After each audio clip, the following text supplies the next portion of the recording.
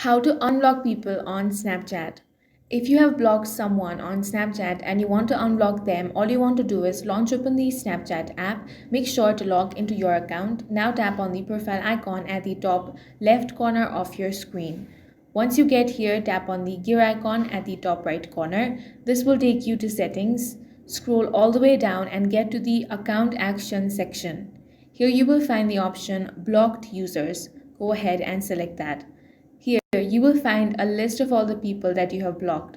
If you want to unblock someone, simply tap on this cross icon next to their name. This box will appear that says, "Are you sure you want to unblock?" Go ahead and tap on the yes option. Once you do that, that person will be successfully unblocked on Snapchat. That's all for this video. If you found it useful, make sure to hit the like button and subscribe for more videos like this.